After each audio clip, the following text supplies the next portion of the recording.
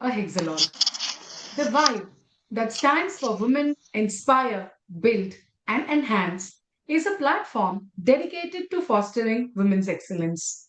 It brings together women doctors from diverse specialties to share knowledge, leadership experiences, and personal journeys that inspire growth and collaboration. The fundamental pillars that form the vibe are physical well being, mental health, financial wisdom, and professional excellence. Through conferences, forums, and various other initiatives, the Vibe strives to build a strong community of women professionals who uplift one another and redefine the landscape of healthcare leadership. I'm Dr. Ritu Johari, consultant diabetologist and metabolic expert, practicing in the western suburbs of Mumbai. Privileged to have a very unique, diverse background with a decade and a half spent at pharmaceutical industry, working behind the scenes of drug development, and now since half a decade on the other side of the table, practicing treating diabetes, thyroid, and obesity. Besides directing our two clinics in Kandivali and Malad, I enjoy applying my past learnings from the pharma era as a co-founder of RFET.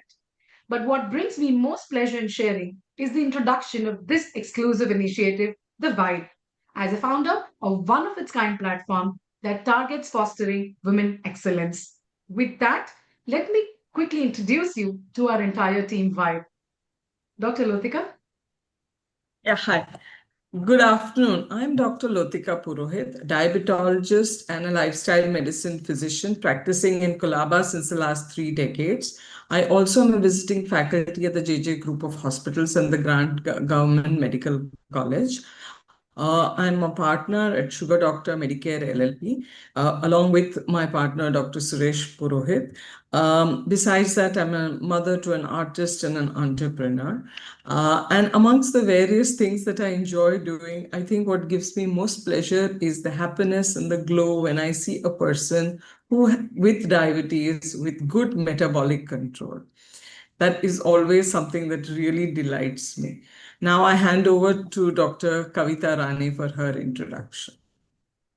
Hi, namaskar, Major Dr. Ashlesha. It's a great pleasure to be with you, ma'am. I'm Dr. Kavita Rane. I have been practicing diabetes for the past 15 plus years. I'm the founder and CEO of Diabetes Total. It's my clinic at Rane Hospital in Chembur and Apollo Spectra at Deonar.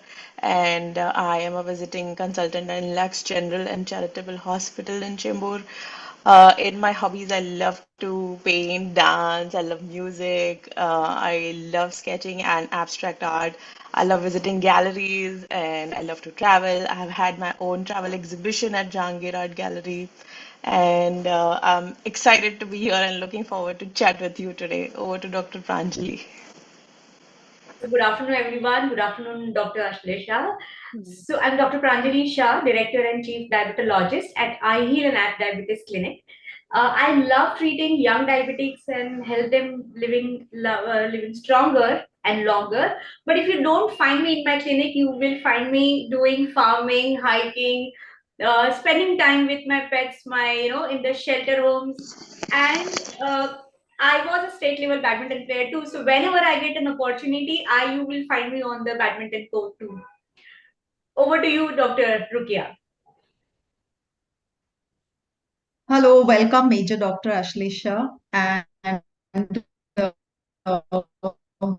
welcome here. I'm Tulia Surya Sheikh. I'm a diabetes, thyroid, and an obesity specialist. I'm practicing in Mulund for the last 15 plus years.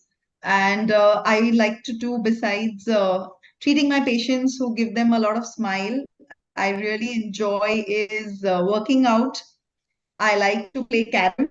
And what brings me most joy are these wonderful conversations which create spark and laughter both. And looking forward to have you over here, all these wonderful women, my vibe. And let us go ahead with the first segment. Thank you so much. Allow me allow me to Yes. also have the honor of Yes. introducing the theme of this session. So, as you may have all seen, we have Major Dr. Ashlesha with us today, and that is indeed a part of honor because we often say that women dream, but dreams are limited by the gender, and therefore there are very few options that ultimately used to be left out for women. And I think that is something that we thought about and brought this theme out, that we want to hear from her, that from uniform to innovation, a woman officer physician's rise in digital health leadership. If this is something that doesn't inspire us, then I'm not sure how do we define inspiration. And I'm sure this entire episode is going to leave goosebumps to each one of us, and all our beautiful audience as well. With that, a warm welcome to you, Major Dr. Ashlesha. Let me just speak few words about you. Major Dr. Ashlesha has passed her MBBS with first class from the MUHS Saloni Pravra, and after her internship from Sion Hospital, she has then, gone ahead for the Army Medical Corps selection, and which is one of the most rigorous interviews. She was amongst the first top 30 lady candidates to be selected out of 3 to 4,000 doctors. And despite of having no army background, being the only child of her parents, she took this step of getting into being commissioned as an officer in the Indian Army Medical Corps at the rank of a captain almost in 2009, way back in 2009. She has worked at several postings, field postings, especially in areas which were very sensitive, like the Naushera, where again, it was very difficult to even survive. And of course, then she's also been at other places such as Rajouri, Poonch, and Sarankot.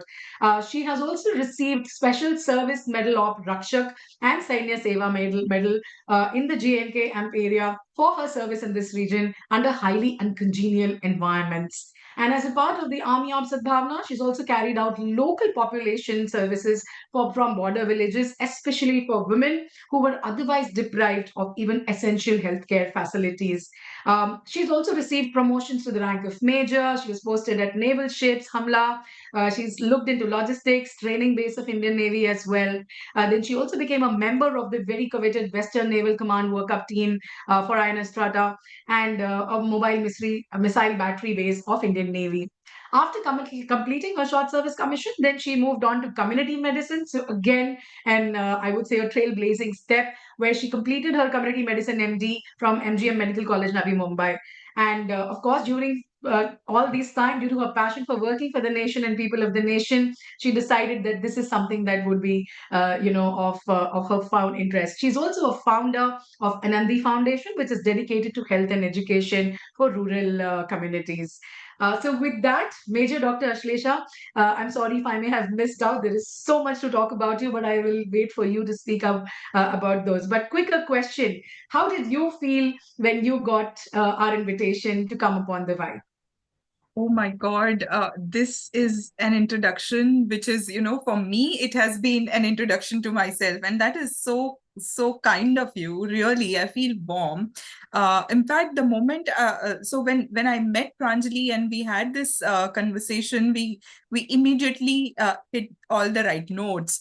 And when I saw the invitation, it was...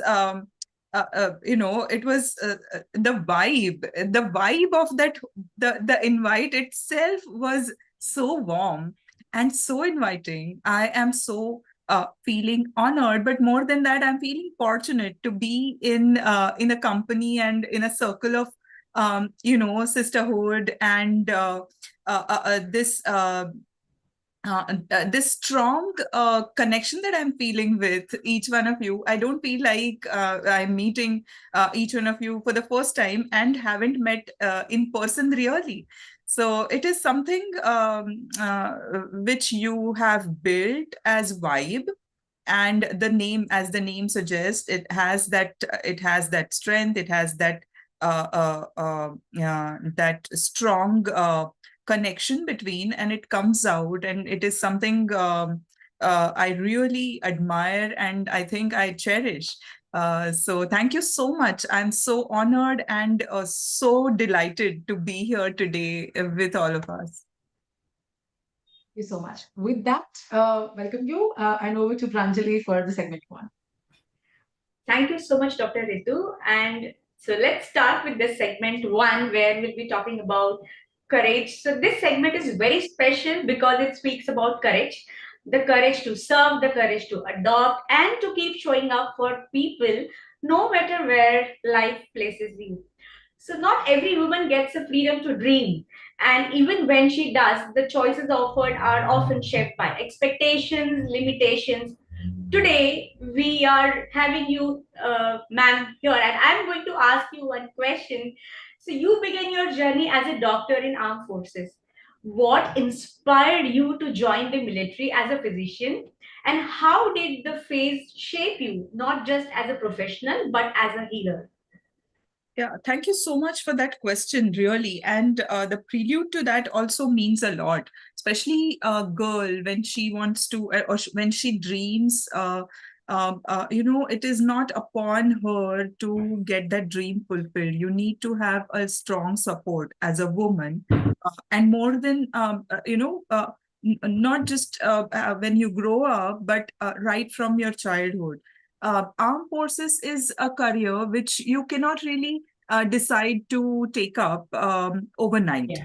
So it is never an overnight decision, but it is a seed sown somewhere, in your upbringing, in your growing up. So like Ritu kindly mentioned, and it was so much in detail, that introduction, I'm really, really overwhelmed. That yes, I did not have any siblings. I'm the only child of my parents coming from. So I was, I was in Parle Tirak Vidyalaya. So it is in Ville Parle, and stayed in, Warsaw and Andheri all throughout. So never really been out of an urban, setup. Really, to think of it, can a child of that kind can be pampered. But having said that, the kind of upbringing that I got through my schooling, through my parents, was something which made me, as a single child, not pampered, but more self-dependent. And that kind of feeling, or that since you're the only child, you're not overtly looked after, but rather you need to be, looking after all of us as you grow up on the, on the go. So that kind of sense of responsibility was instilled. I've seen my mom, who is working, she was an officer with the Bank of India. Wow. And she managed her, work and her life and the family. And that generation, we all know, has really, paved their path, really, because that was really the transition. We all are right now really reaping the fruits of their hard work. So I have seen her. Not just that, I've seen my grandmother, who came from, from a village level, and understanding the importance of education and, for girl children. So these people who really are not from armed forces, I don't have anyone from armed forces, but you don't really have to adorn or wear or get into a uniform to have the spirit of a soldier. So I've seen my mom fight. I've seen my grandmother, who has fought situations and come out, as a victor. So those things really get sown somewhere. And when I was told stories of, of Jhansi Ki Rani, the very values in the story, if I get to live in the age, then those values get imbibed. So that kind of environment I got while growing up, and that was somewhere when I thought I would be, and my parents always knew the kind of personality I was, and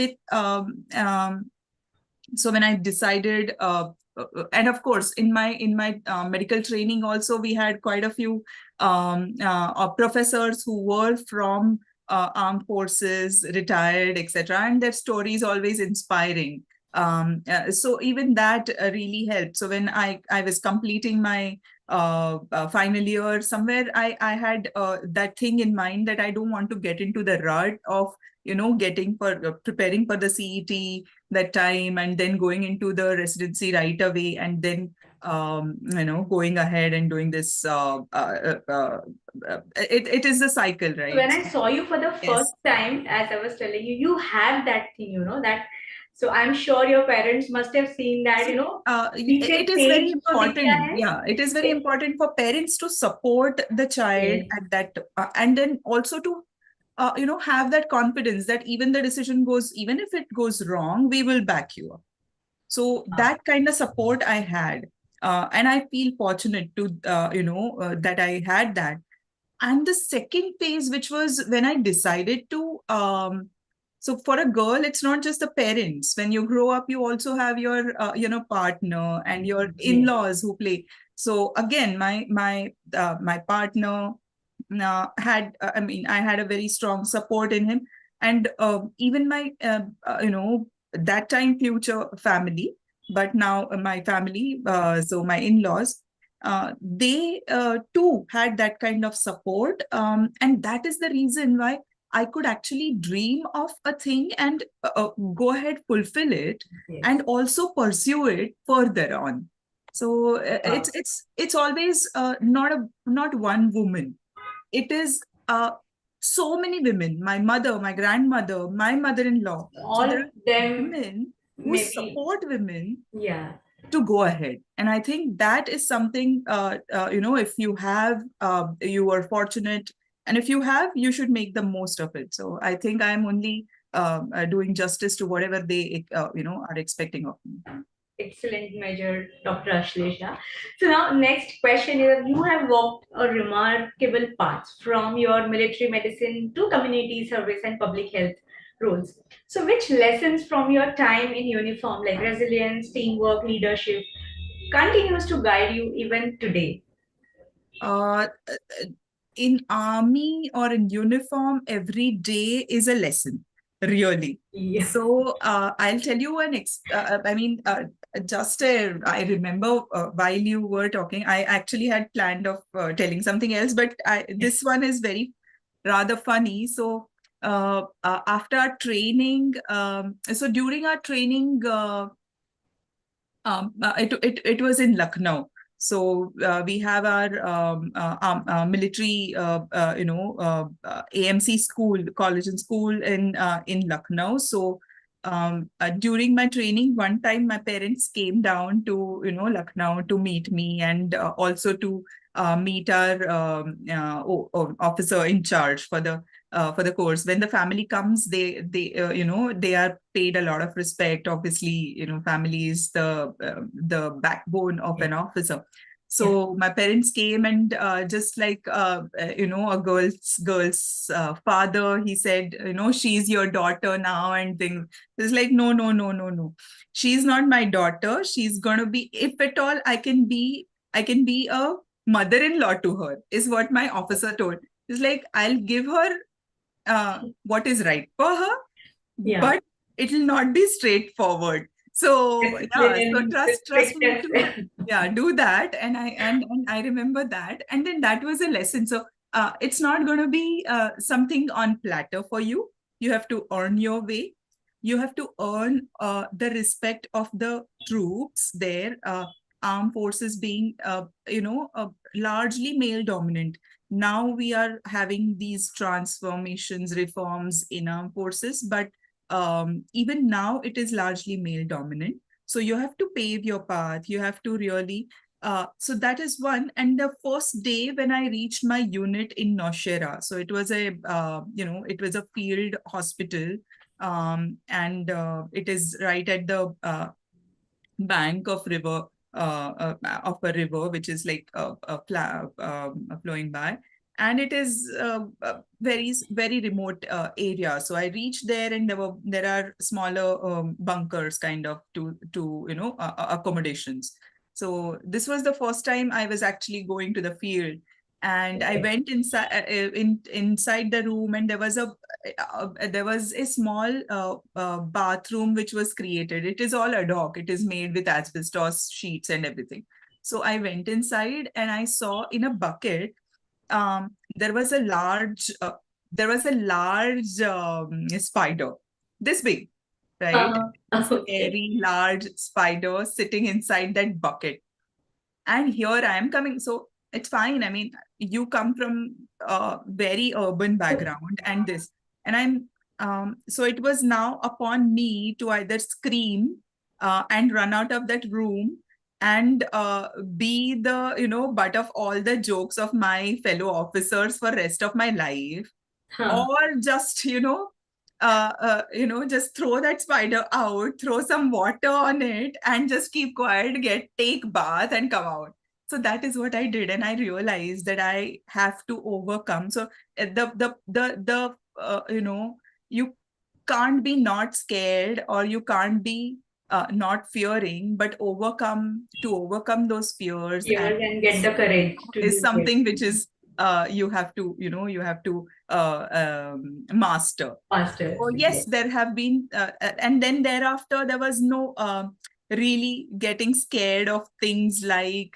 So that was a spider. Then there were scorpions. Then there were snakes. There were rattlesnakes and whatnot, like monitor lizard. So I was going to just ask you the next thing. Like, you were traveling across like tribal areas, rural areas, and everywhere, all the communities.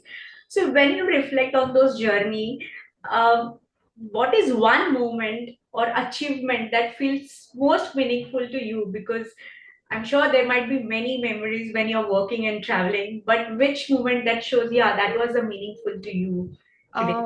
So one of these days that we were in the unit, and we came to know that there was an accident. It was a head-on collision. There was a vehicle going down from Rajouri to Jammu. That was a civilian vehicle, and an army, I think army vehicle had a head-on collision. And because we were the closest unit, the mass casualty was coming to us. So my team, we were there. So the civilian vehicle had a lady, had a girl. She must be around 19, 20 years, right? And she was in labor. She was pregnant, and they were taking her to the gynac down in Jammu, because Rajouri has a general hospital, but then there weren't many facilities. Sonography and all that was not there. So, they were taking her, and because of the collision, she probably went into labor. And during that time, and then she also had other injuries, but them being from this community, so Muslim communities, so they were not very comfortable with any of the other nursing assistants of mine or senior, Subedar Saabs of mine to, even look at her. It was only me. It was only me that they were allowing. There were injuries for my soldiers as well. So my team was looking after, but while I had to look after her, we somehow, so it was a normal delivery. I could manage that in that situation. It was like a, very limited resource, limited setting. And we did, and she had a baby girl. We obviously, we did that, and we evacuated her to the general hospital nearby. And that was, so that day, so it was not like every day. So even the internet was, forget the internet, the mobile phones were very difficult. So I would not speak with my parents every day. So that day I especially went to the place from where we would stand, so that we get the network. And Fortunately, you were there. Yeah, so I called my parents, and then you could save and I her. told my father that, today I got drenched in blood. And he said, what? Are you all right? So I said, yes, everything's fine, but this happened and all that. And then things were fine. It was around August sometime, and it was near Raksha Bandhan. And I had completely forgotten sending Rakhi to my brother and all that. I'm sitting here, and we were discussing in my adjutant's office, ke, "Arey, maine Rakhi nahi bheja," this, that. And there was a, call from the Santri at the main gate, saying that there is this family who wants to come and, visit us, civilian family. So there was a civilian family with the girl and the child, right? And they were Muslim, I mentioned to you. So they had brought Rakhis for all of the unit officers and boys. Wow. So, and they tied Rakhi, the girl tied Rakhi to my, my wrist as well. Here I was thinking, I'm sure you can my still brother. feel those. I had a girl, and her parents said, had you not been there, aaj wo bhi nahi rehti, aur uski bachchi bhi nahi rehti, both of them are fine. So that was something I can never forget. Yes. And I still have that, Rakhi. It was a simple Even when swallow, you're right? talking, I could feel, that the goosebumps and how you must have Yeah, managed and this situation. as doctors, all of us know that it's a normal delivery that you have to do, but then keeping the calm and by just being there, Managing the probably by situation. just Yeah. keeping the nerves, I could manage that, and it is not even me. It just happens through you, right? But Yes. then it made some difference to one life or maybe two. Um, but then that gesture meant a lot, and it stays with me. Excellent, man. Thank you so much. And let's move on to the second segment. Over to you, Dr. Kavita. Thank you, Pranjali. Good afternoon, Major Dr. Ashlesha. After that excellent story that you just mentioned, and we really have goosebumps. But the thing is that what work you do has impacted you as well, isn't it? Not just the public, but it has impacted you and your life and your personal experiences. So this next segment is about public health and community impact. So we often come across people, choosing career based on fame, glamour, and visibility. Let's discuss your work in community medicine, tribal health. So, ma'am, your academic and community work focuses strongly on preventive health, sanitation, primary care, be it Unnat Bharat Abhiyan or the Army of Sadbhavana. What motivates you to work in public health beyond clinical medicine? So the choice of taking community medicine was after my armed forces, stint. So in army, it's never one doctor to one patient. It's always a doctor to the entire battalion, and a bunch of people always. And as we know, our boys, as in our Jawans, they're fit. So to keep them fit is a challenge. So there comes the role of prevention, right? So it's Yeah, a lot of it takes a lot. It's not just physical, but the places that you're posted, the yeah, mental health yeah. makes a lot of difference. A boy is sitting miles and thousands of miles away from his family for months together, and places like higher posts in Kashmir and even in like Siachen and everywhere where they have nothing to look at. There is no life there. That's like a cold a desert that you're looking at, Yeah. and you have to see in one direction for several hours, sitting alone there. Hmm. The mental health is again, it takes toll on your mental health. So all the aspects of preventive medicine really fit into the practice when in armed forces, and that is the reason why I took community medicine as my post graduation. And really speaking, I thought now that I'm not, so after my short service stint was over, I thought now I'm back back in Mumbai or in Maharashtra, and I'll be working in rural area where I can, work on some of these problems or whatever.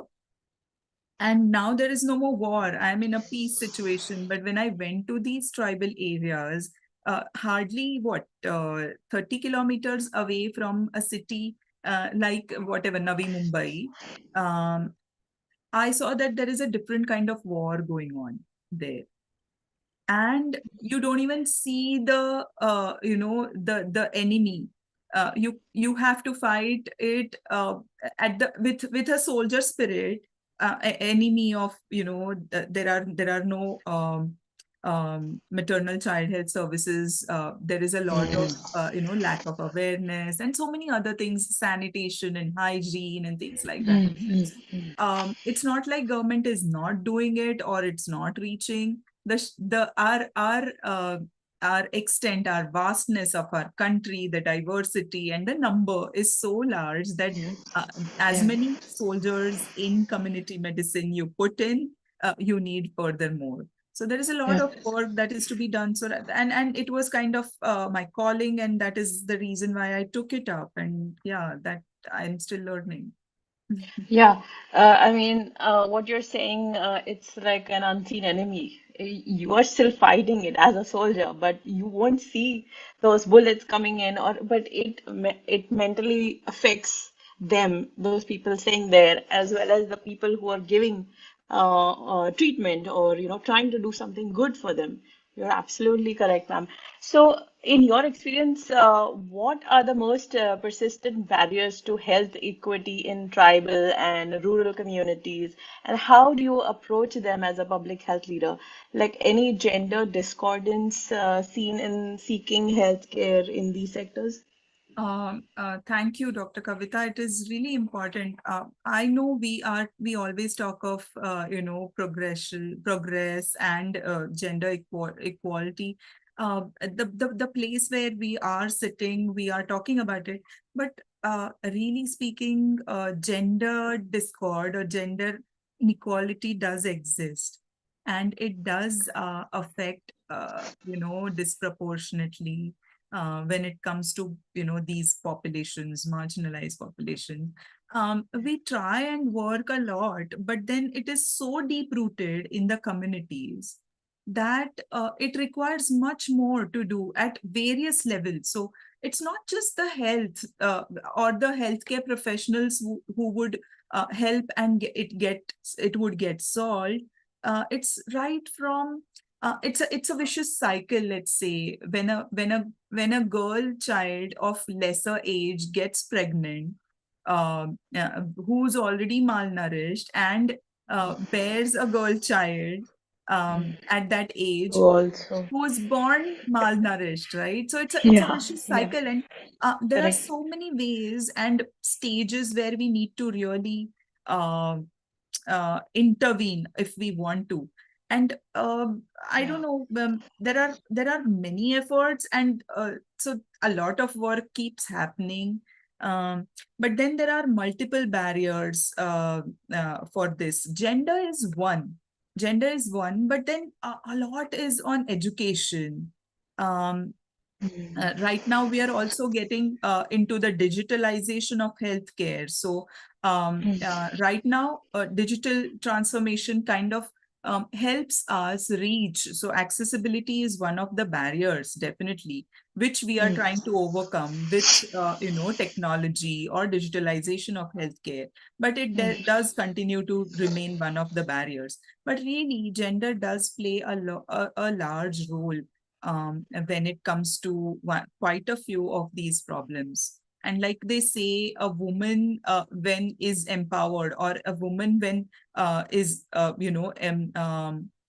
improved or empowered, really the entire family gets empowered.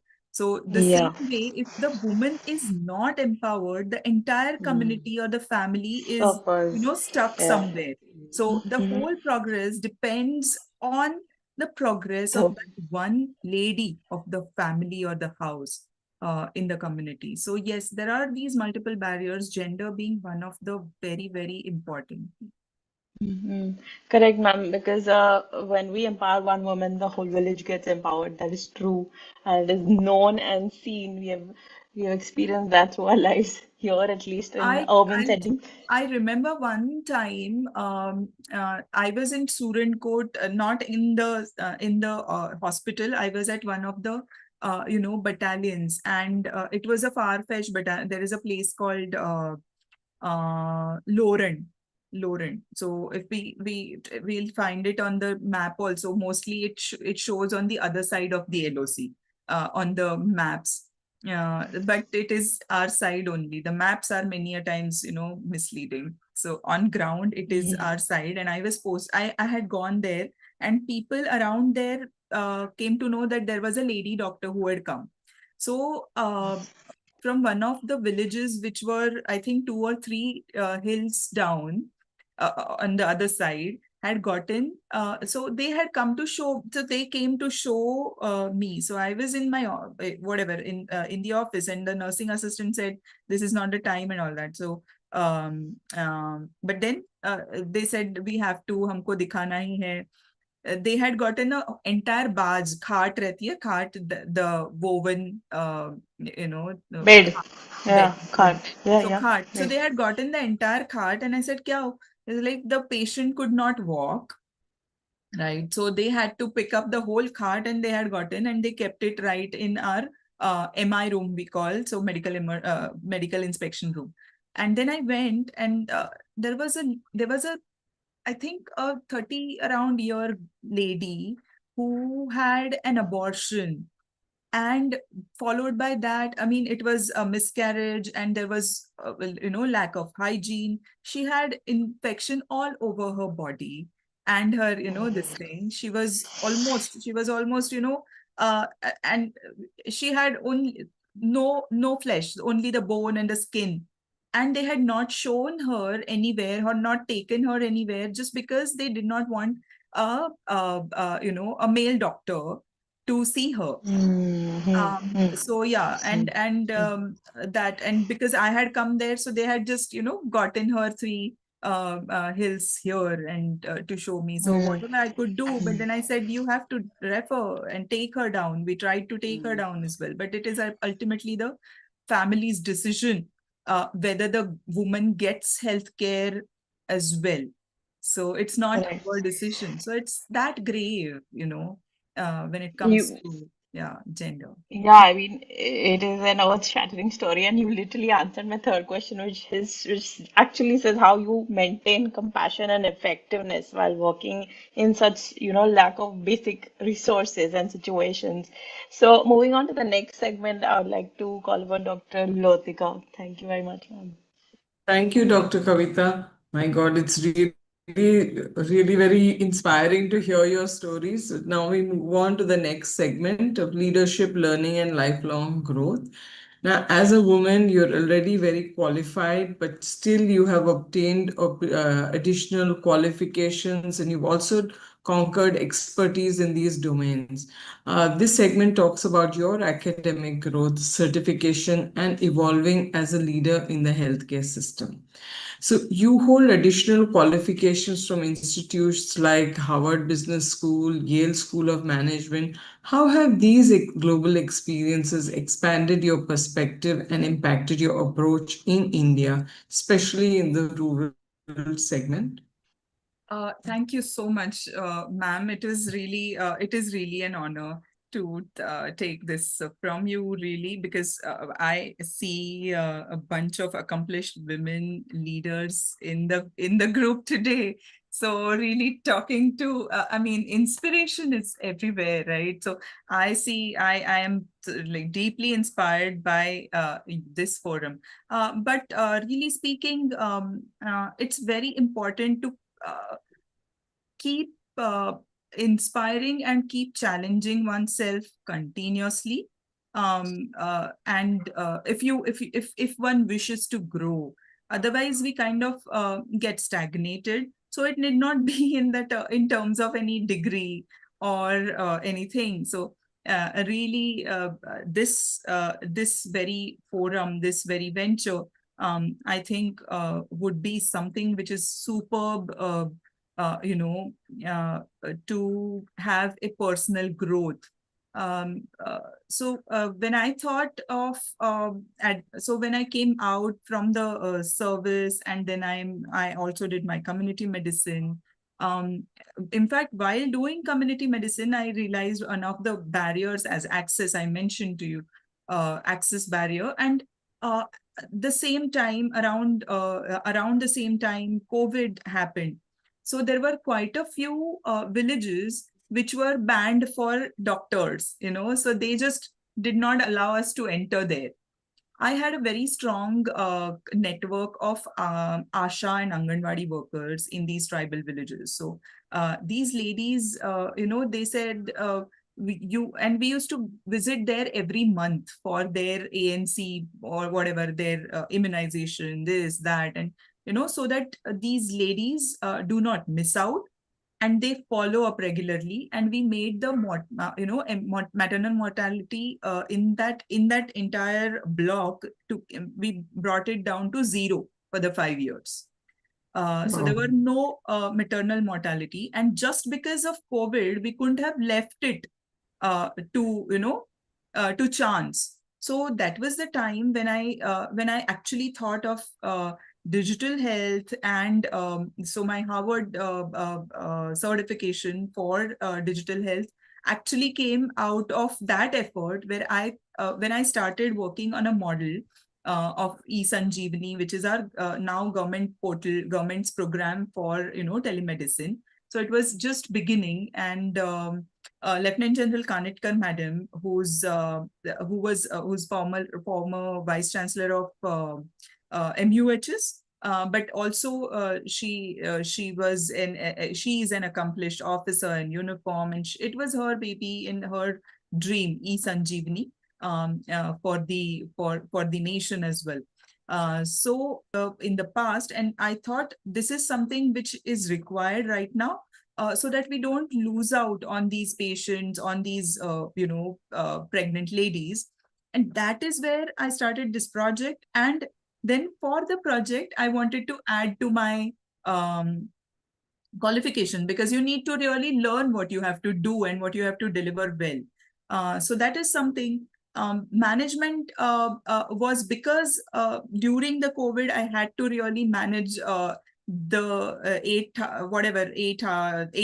800 bedded COVID hospital as a community medicine and public health person. So when we have the need to learn, we go to the sources and we identify, and it is a way to grow yourself professionally as well as personally.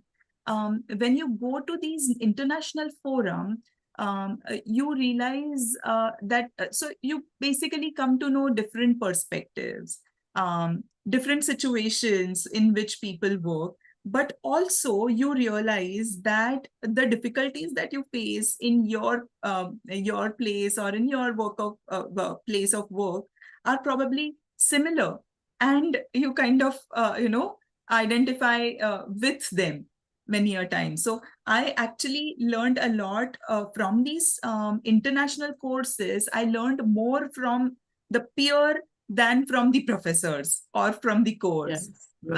So there was a lot of peer interaction. There were a lot of networking there, and with which I learned really more. And that is something which is not very common in our kind of teaching or learning, in our country. We kind of focus on the content, we focus on the teaching and learning from the professor.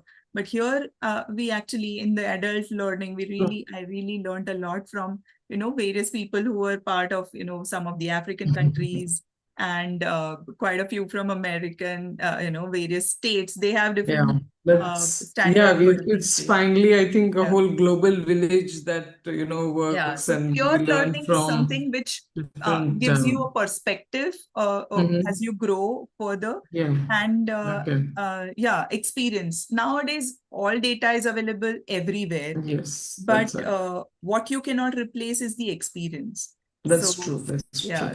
So, madam, coming to our next question, as now that you're an associate professor and a mentor to younger doctors and students, how do you inspire younger doctors to pursue careers in public health, community medicine, and health systems? Because I know when we were students, community medicine was one of the most boring subjects, and we would not want to, but clearly now it is, a very popular choice. And how do you keep inspiring your students to progress? Thank you, ma'am. That is again very, very important. So yes, community medicine, I know when I was learning as undergraduate, it was never taught, interestingly, and there was only one textbook, and everybody remembers the name of that one textbook. So K Park used to be the only thing from which you learn. You pass that very subject, and that's about it.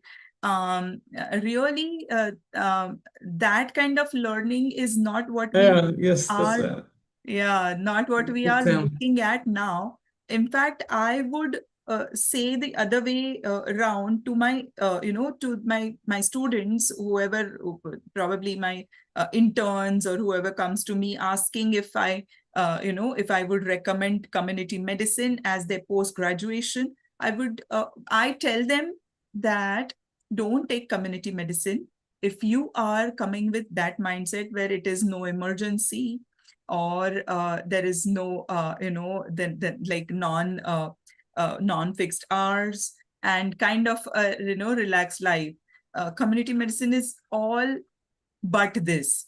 You have no fixed time. You are on the go all the time, and you have no, no limit to what would be asked to you, really. Sure. So, and then as a career, because ultimately career is linked to living and the quality of life. So as a career, it is one of the more adventurous one. So if you have the adventurous streak, if you have a streak for different taking a different path, go for it.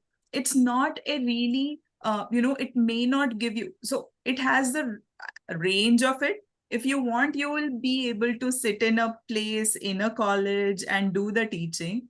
But if you have the heart and liking for it, you will definitely be able to follow your dreams to come down to that, and make your own path, create your own trail with different avenues today open. And again, coming to the digitalization or digital transformation, sky is the limit for the career or the choice of career. So now I tell them that if you want a sitting kind of a lifestyle, please don't go towards community medicine, because it's extremely demanding. It's not predictable. It's very adventurous again, because you can go to a WHO, or you can go to any of these international NGOs. You can go places, and you can make a whole career out of it. So yes, so it is something which it is like how we say about data.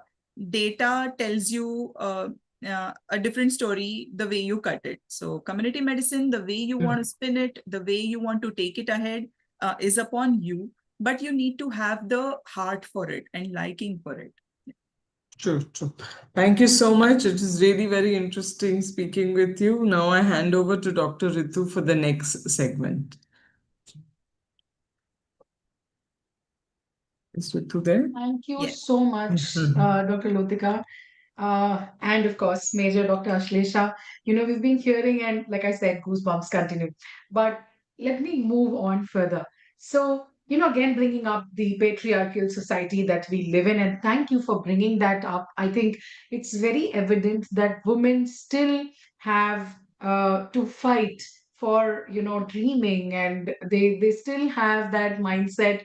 At least the people around us still have the mindset that, there are certain limitations that this gender must face, despite of so many leaders who have proven otherwise. So, with the existing patriarchal society, I think, and given the restrictions and tough challenges, balancing even the professional identity along with personal well-being, given that we are caregivers, but we keep our health at the end, the women per se, in demanding roles, as you are, is the crux of this segment. So, with that, my first question is, we talk about balance, identity, and well being. You've worn many hats: an army officer, a clinician, an educator, a community advocate, and much more. How have you managed your inner balance and well being amidst all these multifaceted responsibilities?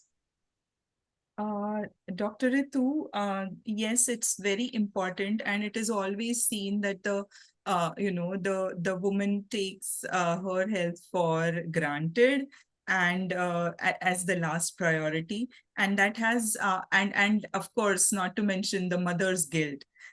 So yes, I have an 8-year-old who's just returned from her school and everything. Yes, so like I told you in the beginning when we were having this conversation that, I just wanted to enjoy myself right now with this forum,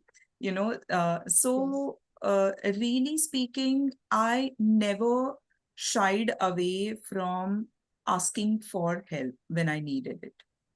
Wonderful. So many a times, what we are told is woman, a lady is Durga. A lady is, a superwoman. But Yes, have you seen Durga? How many hands does she have? absolutely. She has, Ashtabhuja. So yeah, Yes, so I don't have 8 hands. Who are those 8 hands? Those 8 hands are the helps or the correct. support that I mentioned in the beginning. So those are Absolutely. those 8 hands, and I should not try and be Durga by myself. Yes, So that is something that I absolutely. really put, to my mind, that I am only 2 hands and can do only this much. But rest of that Durga is not me alone. It has to be my support system. So what we, many a times, many women try and do this, try and do everything by myself, because I want to do something. So if I have to go ahead in my career, and if I have to give time to the equal amount of time I would have to give to my child or to my family and my extended family and things. But then that's not possible. Everything is Absolutely. not possible, and everything is not possible by one person in humanly capacity. So once you accept it, I don't think it is very difficult to then so basically it's not like you um, uh, put limit to you, but you don't overstretch. You really understand your humanly limits and then go ahead. So in army also, when it is, it's a male dominated this thing, so there are different physical standards for women Correct. officers and for gentlemen officers. Even to pass a given test, Mm. the time for running is different and things like that. Humanly, whatever is possible for me, so I never shied away from taking help. And then prioritizing right is something. Correct. Correct. Health for me has there were these couple of times when I lost that, really, the balance, especially Mm. immediately after the delivery of the child. And then you really don't understand what comes first, whether the baby comes Absolutely. first or the career comes first or your Correct. dream or how you look, the body, this, that, Correct. everything. Really, that time, I don't know, this is my personal, what I did, I'm sharing this as an experience, not as any lesson or anything. This is what I did that time when it is breastfeeding for my child. I did take a break completely, because given community medicine, if I'm going to, tuberculosis or Right. leprosy and this, I was not able Right. to, then I wouldn't be able to justify me being a mother. So I did Mm. take a break that time. I did complete attention to my daughter.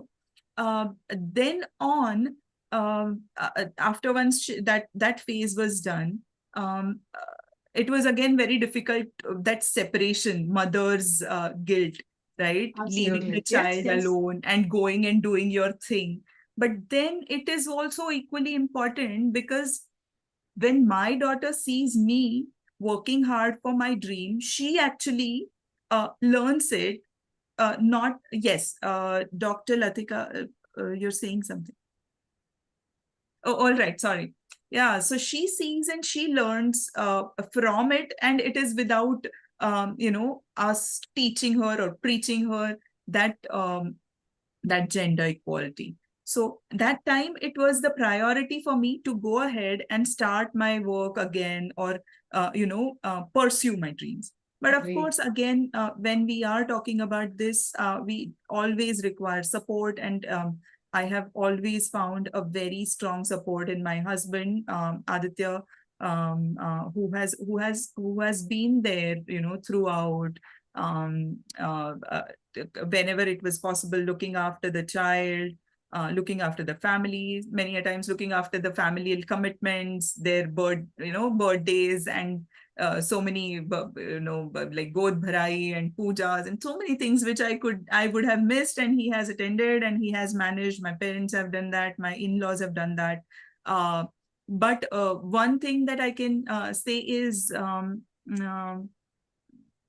when there is a requirement, I would always I am always there. So that is something that is what I have kept as a rule. But to tell you in short, I have never tried to do it all, try it all, and this thing. Find the one who has to do it all. I think that I think is the essence I of the whole always say practice. that we should go out and have a very strong circle of support, circle of strength, where we can just go open our heart and seek help. So never keep quiet, never keep things within, just open up. Yes. And Seek help. and speak out. And once you ask for help, I'm sure you get help. Yes, you do. So that is something which I have always gone by. Yeah. Wonderful. And I think beautifully, I must congratulate both of you and your extended family, because I'm sure the way you said about your daughter, we also know that she's an avid reader. She also loves horse riding. Oh, So I yeah. guess she takes after her mother and father both, where she's, and you've given her an amazing freedom to, learn about herself, explore into these diverse fields as well. So definitely, yes, I think, like you said, I'd like to bring that analogy that we're not Durga. It's nice to feel that you're being compared with one, but do not overdo yourself and get overwhelmed. It's quite essential for us to have the balance and the peace that we have. With that, of course, yes, I will go on to my next question, which says that your areas of work, and you've already spoken quite much about it, that there have been challenging situations, as you said, the kind of conditions were congenial, non-congenial most of the times, and of course with the kind of situations also that you've done. So, of course, high stress and resource challenge were continuous environments for you. Anything in particular that helped you to keep this resilience? Maybe, what was it that kept you resilient? And what is the word of wisdom that you would want to share with aspiring women today?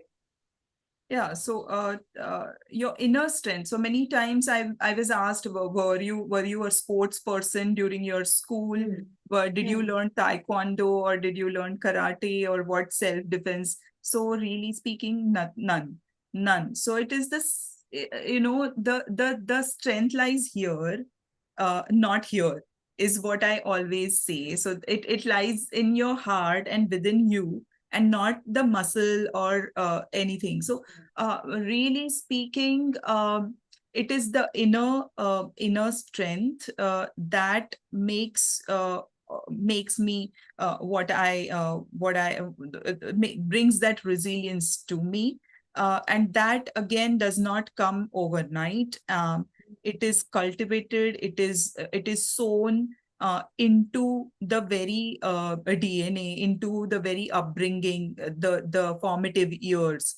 So when I'm telling the parents who would ask me, so which self-defense classes do I send my this thing and all, so I say it's you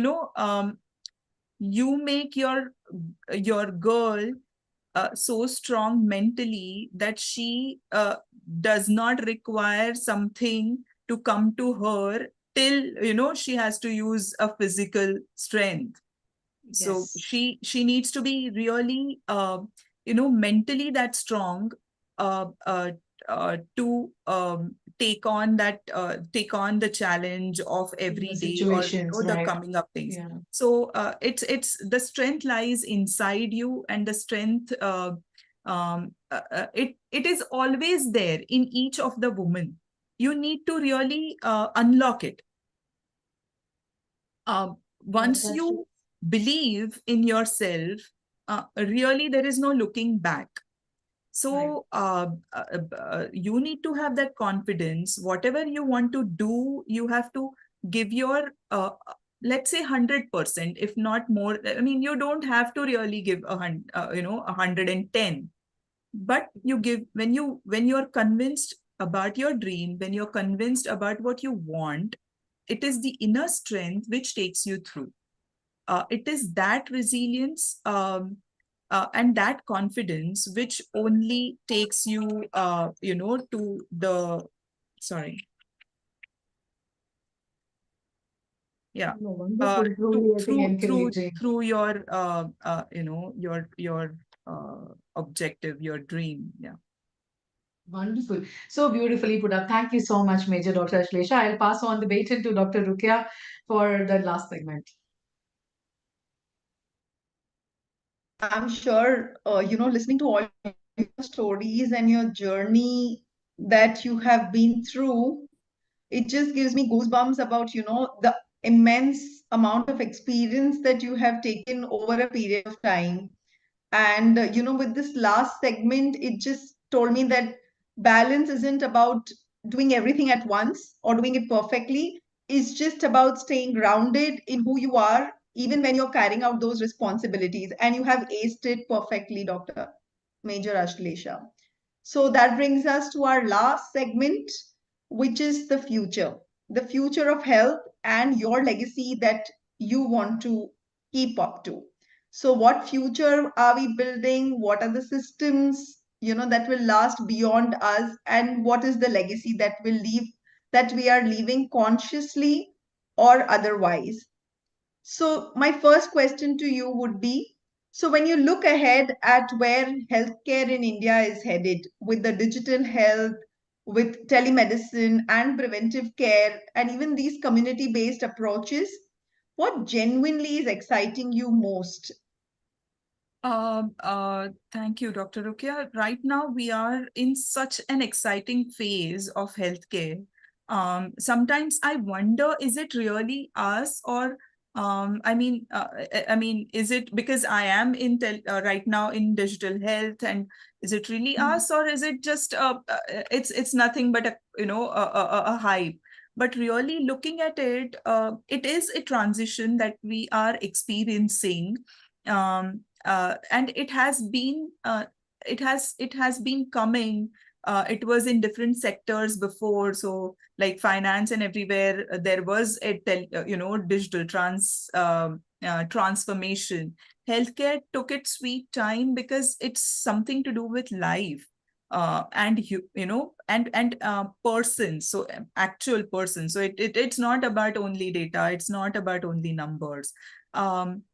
So really, I feel very excited, and I feel very let's say privileged to be today working in this field, in the field of healthcare. There is so much in each one of our fields. Whatever we are doing, it is clinical practice, it is research, may it be public health or anything, even academia. Everywhere there is a huge transition coming in. This is the time that we actually learn new skill set which was not existing before. How many times in a in for a day, for a given day in practice, how many times has it happened that I have learned something completely new?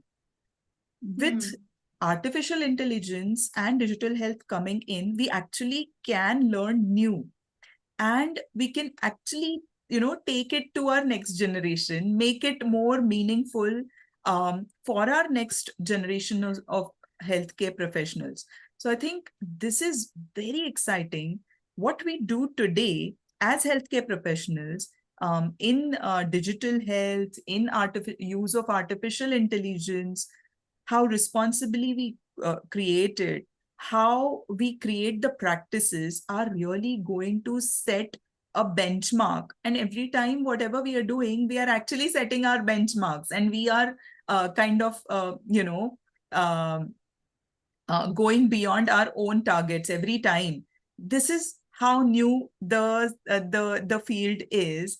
So there is a lot that can be done. And right now, we're not even looking at what we are leaving as legacy, because the field is changing by second. Every day there is new, and we can actually create new of it. So I think this in last, let's say, last 80 years or 100 years, this has been the most exciting time for healthcare. Every day, you can actually identify something new to learn and to ace and to create a legacy for. So right now, when we talk of digital and AI in healthcare, the most important thing that we need to look at today to leave a good legacy is responsibly using the artificial intelligence, and which is something which needs to be the basis of it. So ethical and responsible use of the newer tools, newer techniques, solutions which are coming in, day out. The faculty, the professionals right now who have trained in the traditional way, going forward, we need to have a legacy of ethical and responsible use of newer solutions Absolutely. for our That's younger most generation. important about how we use the AI. Yes. So, ma'am, we are always in India, we are always complaining about our public health system because we have a very diverse population and the vastness of the country that we have. So, if it was just one thing, that what change, if you could change just one thing to strengthen our public system, what would be your focus on first So and why? yeah, so when it comes to public health, the accessible, acceptable, and affordable. So for affordability, we are really working with, there are multiple government programs, etc. But then there is a lot of, redundancy when, so we, even in digital health and, in technical and all those transitions, there is always a human in loop. So we really, if I have to, and what I've seen is there is a lot of redundancy still remaining in the systems, and there is a lot of disparity in terms of gender, not just gender, but also class and, the socio-economic class. So if there is Right. a way I mean, this is completely a wishful thinking. I know, Yes. yeah. But then if there is a way that we can actually make the health for all really come true, because Yes. any healthcare system is as strong as its weakest link is. Yeah. Yes. So if that happens, I think that is something, but that's the dream really for I think time. one day we shall achieve this health for all, the public health system, which is at par for everyone, being whichever class of society you come from. So, ma'am, that comes to me with the end of the segment with just one last little question. What do you wish someone had told you earlier in your own career? So, which you would give as an advice to other young women doctors who want to take up this?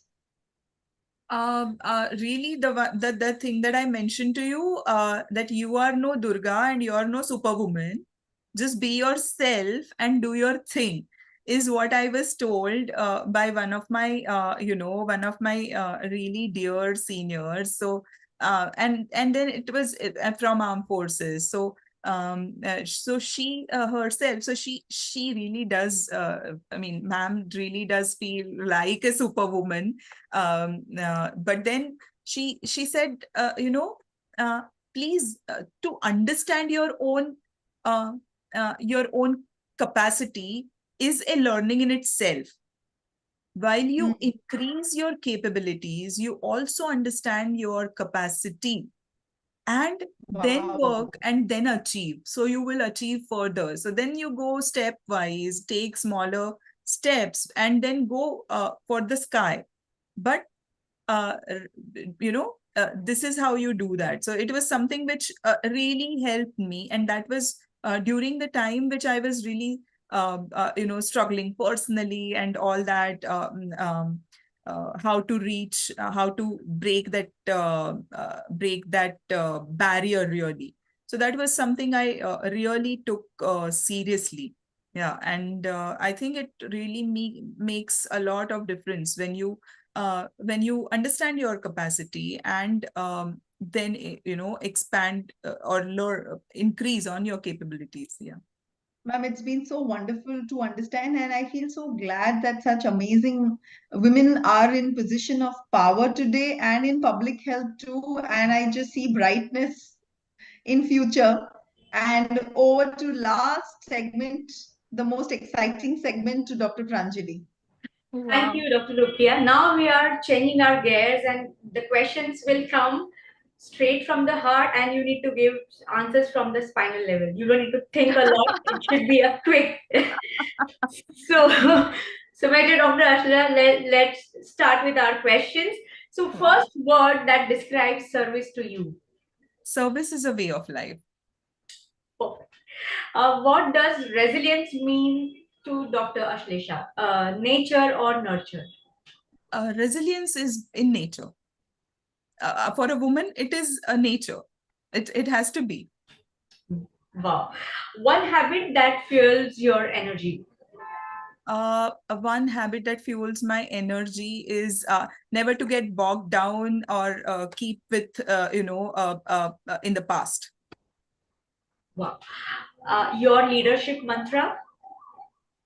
Lead by example. Wow. Public health or clinical care? Your choice. Public clinical care. It's combined.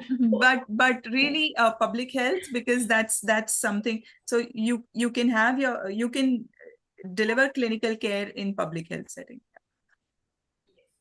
So biggest mentor or influence, army or academia? Army, always army. Army really makes takes the blocks of your personality, then disassembles it and then assembles it into an officer, really. And then once you are an officer, you're always an officer for in your heart. Yeah. Wow. So legacy, how do you want to be remembered in future? I think I want to be remembered as a compassionate human being. I think, yeah, that is that.